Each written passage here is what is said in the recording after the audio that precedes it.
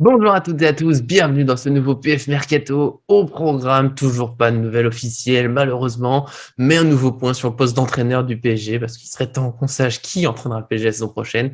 Et on aura aussi la nouvelle piste du week-end, Renato Sanchez. Pour en parler, je suis avec l'inépuisable Arthur. Est-ce que tout va bien? Tu sais que tu nous as manqué, c'était terrible. Ouais, salut Nico, écoute, tout va bien, je suis dans mon sauna mobile, donc ça va, tout va bien. C'est vrai, c'est beau. Déjà, tu as survécu à la chaleur. J'espère que tout le monde arrive à tenir. Moi, là où je suis, il fait un peu plus frais, tant mieux. Mais bon, pour aujourd'hui, on va plutôt parler mercato, pas trop météo.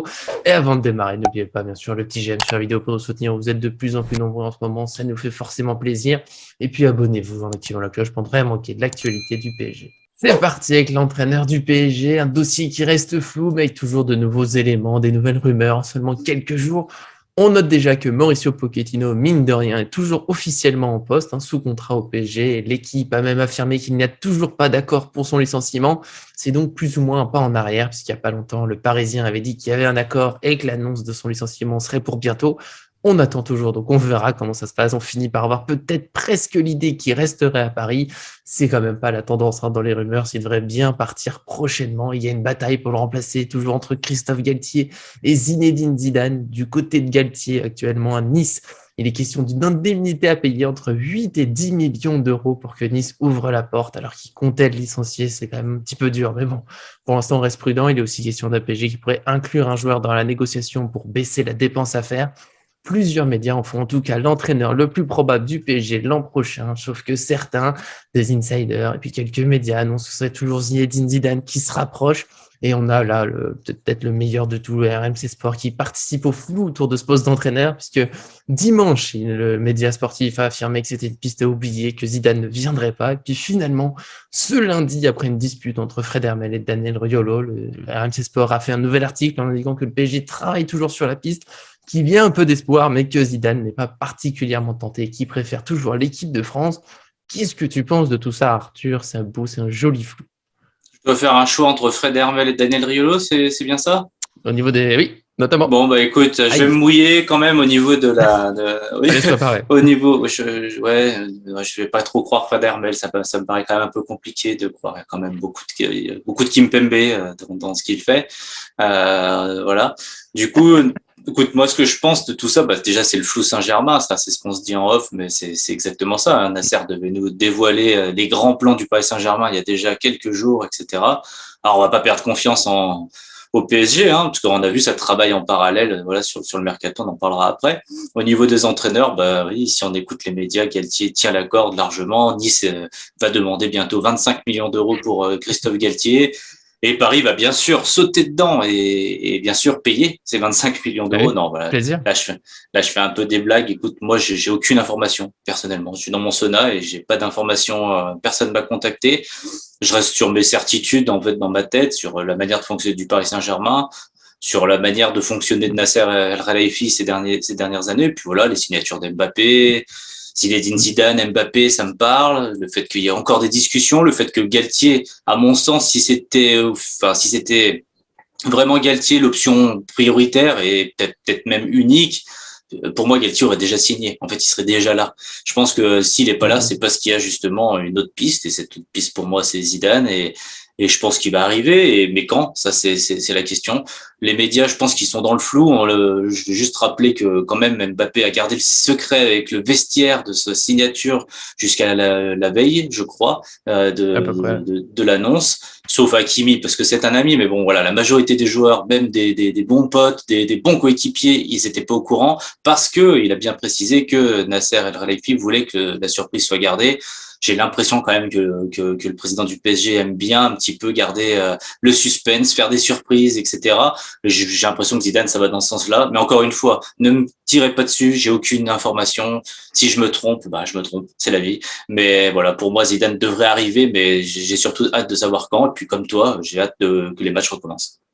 Tu veux dire que Nasser Al-Khelaifi ne fait pas un grand effet de surprise pour Christophe Galtier, entraîneur du PSG. Mais c'est terrible. Il faut le respecter. Il a fait des bonnes choses. Après, je suis d'accord que dans l'idée, dans la logique, le PSG devrait plutôt recruter Zidane. Ça va avec l'idée de son grand projet, de sa grande image. En plus, il a un aura dans le football qui est extraordinaire. Oui, Zidane à Paris, ça a du sens avec Mbappé, avec Neymar, avec Messi, avec Ramos. Évidemment que Galtier, quand on a dit tous ces noms, ça fait un peu bizarre dans la suite. Après, j'ai le sentiment comme ça aussi que oui, si Galtier devait absolument être la priorité du PSG qui voulait se jeter dessus, ça serait réglé, même si Nice veut une certaine somme. Au bout d'un moment, ça paraît quand même faisable normalement en négociant. Mais peut-être que Galtier, c'est le plan B, qui a toujours l'espoir. Zidane, j'ai quand même un petit doute sur le fait qu'il arrive finalement, puisque on n'a rien de concret sur le fait qu'il arrive. Il y a une logique, il y a certains insiders encore une fois, mais finalement, ça se fait pas. Et puis il y a toujours cette logique, oui, il pourrait préférer l'équipe de France après avoir brillé au Real Madrid, là, l'envie, voilà, de voir l'équipe de France. Il a toujours une histoire à écrire avec les Bleus. Deschamps qui est plutôt en difficulté dernièrement, peut-être qu'il aura peut-être plutôt envie d'attendre, c'est là où, voilà. Mais encore une fois, comme tu l'as dit, nous, on n'a pas d'informations, on espère en tout cas que ce sera vite réglé, on le répète, là, quand on enregistre, on est le 20 juin, la reprise de l'entraînement, c'est dans 2 semaines environ, il serait peut-être temps que Paris sache exactement où il va. Alors, peut-être que les dirigeants, finalement, le savent vraiment, mais ce serait quand même bien que tout le monde soit un peu plus au courant, voilà, que ça se précise, tout ça. Je sais pas si tu as rajouté un petit mot sur ce dossier des entraînements. Je t'en prie. Oui, léger, c'est juste que je précise que j'ai rien contre Galtier. Au contraire, je suis même, voilà, s'il venait au PSG, je serais le premier supporter, hein, que je resterais supporter et un grand soutien pour lui. Voilà, c'est pas un choix, hein, quand je pense que Zidane va arriver, c'est pas un choix ou une envie particulière. Pour l'instant, c'est comme tu l'as dit, c'est le flou.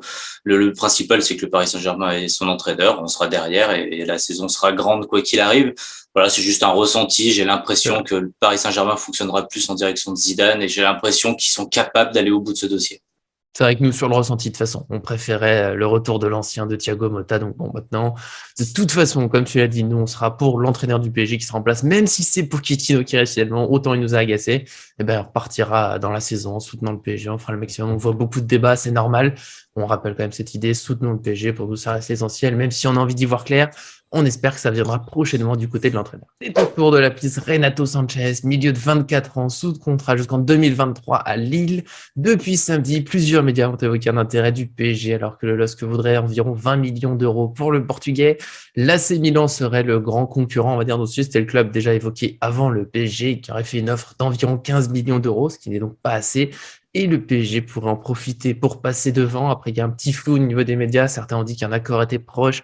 Certains que le PSG n'a pas encore fait une offre concrète, mais bon, globalement, ce serait une piste parisienne, une piste réalisable, tout de même pas aussi avancée que celle menant à Vitinha, qu'on a évoqué dans la dernière vidéo. Et tout simplement, Arthur, qu'est-ce que tu penses de Renato Sanchez au PSG? Alors écoute, déjà, je sens que je vais m'attirer les foot, quoi que je dise. Si je dis que j'aime bien, on va me dire, ah, mais t'es fou. Et si je dis que j'aime pas, on va me dire, mais t'es fou. Donc, ouais, si on prend les choses telles qu'elles sont, voilà, Renato Sanchez, c'est un très beau joueur de football, on va pas se le cacher, hein, meilleur jeune joueur de l'Euro 2016. Ça reste quand même pas rien. Évidemment, c'est un PSG compatible, hein, je veux dire beaucoup de blessures, donc ça c'est plutôt bien. Non, mais après il faut bien faire tourner avec Verratti, je veux dire, s'ils sont pas blessés en même temps, le temps de jeu sans faire de concurrence, c'est parfait. Exactement, voilà. Non, mais bon, blague mise à part, voilà, il est quand même souvent blessé. Il a pas percé. Parce que j'ai dit justement l'Euro 2016, c'était il y a 6 ans, bientôt 6 ans et demi. Voilà, donc il a fait des belles choses, hein, on va pas se le cacher. Le titre, notamment de Lille contre le Paris Saint-Germain, il a fait une plutôt belle saison. Techniquement, voilà, dans la créativité, la polyvalence aussi, on va pas se le cacher. Hein, c'est un joueur qui a quand même beaucoup d'atouts dans sa besace. Après, il a pas percé. Donc, est-ce que c'est au PSG de le faire percer? Potentiellement, c'est peut-être dans cette direction que le club veut partir. On le voit avec Vitinha. On peut pas dire qu'il est percé, hein. Faire une grosse saison à Porto après une saison plus que moyenne à Wolverhampton, c'est pas non plus le joueur en poste actuel qui est le meilleur au monde. Mais il y a un profil, il y a une idée, il y a une envie de le voir exploser justement au PSG avec un profil qui se rapproche de Verratti pour Vitinha et qui peut être encore plus offensif pour Renato Sanchez, hein, même s'il il est tellement polyvalent qu'il peut jouer un petit peu de partout. Écoute, il y a toujours des blessures, mais bon, j'ai envie de faire confiance quand même à Luis Campos. Je pense que il cible pas par hasard, Luis Campos. En plus, tu l'as dit, 15 millions, ça a été refusé, mais ça va pas monter non plus à des sommes extravagantes.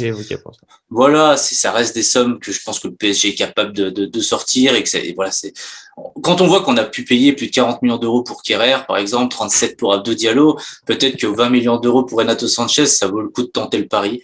Ça reste des sommes astronomiques, hein, bien évidemment, de notre place à nous, Ah oui, j'ai pas les 20 millions. Non, c'est complètement dingue, mais écoute, je trouve que c'est un pari tentable, parce que bon, sa blessure, c'est pas, sa blessure l'année dernière, bah, c'est sûr qu'elle l'a pas mal handicapé, mais ça reste un beau joueur.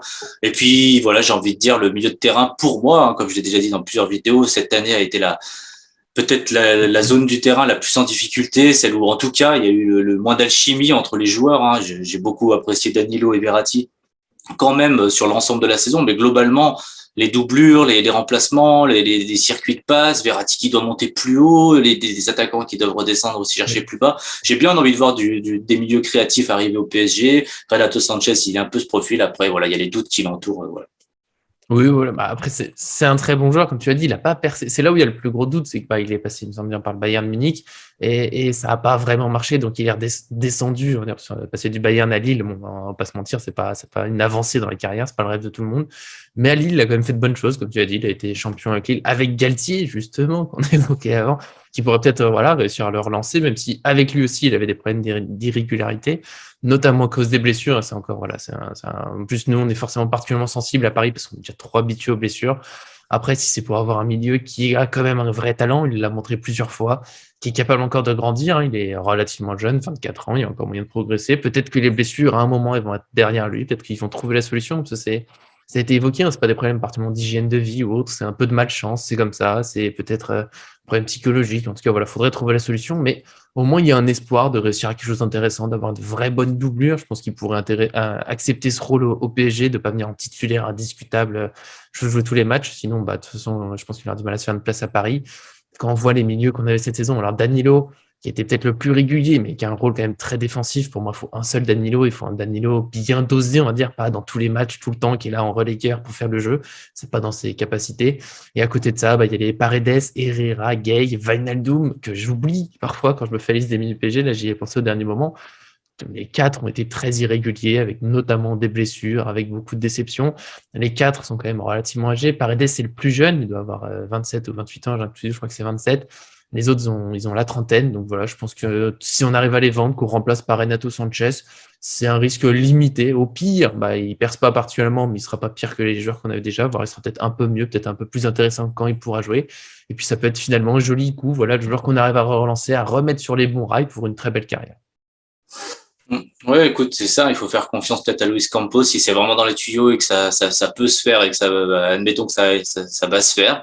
Je pense qu'il faudra être derrière le joueur et derrière le recrutement parce qu'on voit qu'il est quand même bien différent. En tout cas, pour l'instant, les profils ciblés sont quand même bien différents de ce qu'on a l'habitude de voir. Donc, je pense qu'on peut pas dire on veut du changement et puis quand il arrive, ne pas sauter dedans et on va dire épouser le changement en acceptant que C'est beau. voilà, en acceptant que Luis Campos va peut-être aller chercher des profils qui au début vont nous titiller un petit peu, voilà, soit de trop inexpérimentés, soit des joueurs prometteurs mais qui n'ont pas percé, soit des défenseurs un peu comme on a parlé de Skriniar, même si on n'en parle pas aujourd'hui. Voilà, c'est un profil atypique, hein, à voir, mais en tout cas c'est très intéressant aussi de voir que le PSG cherche d'autres pistes aussi, même à des postes dans lesquels on pensait que par exemple Kimpembe et Marquinhos c'était totalement, voilà, ils avaient l'humilité indiscutable, et ben peut-être que voilà, on a de la concurrence un petit peu de partout, c'est peut-être ça le nouveau PSG, on va voir. Voilà, donc on verra comment ça se passe. Je précise, j'ai recherché rapidement. Tu parlais, Paredes a bien 27 ans, mais il aura 28 ans le 29 juin, d'où l'hésitation. Il a presque 28 ans. Ça fait quand même, encore une fois, un milieu plutôt âgé. Donc voilà, un peu de jeunesse. Vitinha, hein, donc on avait évoqué avant, 22 ans. Ça me plaît. On verra comment ça se passe. Vous dites-nous dans les commentaires, bien sûr, ce que vous en pensez. Renato Sanchez, on sait qu'il a fait pas mal de débats. Nous, on a donné nos arguments. On est prêt à continuer à en discuter toujours avec plaisir avec vous. Et puis, bien sûr, l'entraîneur, le débat continue aussi, ça on le rappelle, toujours dans le respect, l'amour du PSG. On verra bien qui viendra et vivement que le mercato se précise un peu, même s'il reste du temps, c'est un petit peu long d'attendre, mais ça viendra. Nous, on se retrouvera très vite dans une nouvelle vidéo. On espère qu'on aura des annonces officielles, au moins l'entraîneur du PSG. Enfin, il faut y croire, ça va venir. En tout cas, abonnez-vous, activez la cloche pour ne faire rien manquer. Et puis merci à Arthur qui nous avait manqué. Il a fait son grand retour, ça fait du bien. Merci à toi, merci à Fabio, merci à tous, et puis ben voilà, on attend la signature, donc rendez-vous le 14 juillet. Voilà, le 14. Oui, voilà, un peu après la reprise d'entraînement, ce serait magnifique. Il y a Camara qui s'occupe. Et pourquoi pas Camara? On en parlera une autre fois. Camara, pour l'instant, toujours avec les 19 du PSG. Et puis, bien sûr, tu l'as dit, il ne faut pas l'oublier. Merci à Fabio pour le montage, surtout que, voilà, nous, on fait des petites bêtises de temps en temps. C'est important qu'il soit là. Il faut le souligner. Et puis, bien sûr, merci à tous, parce que sans vous, ben, on n'est rien. Et à très bientôt sur cette chaîne.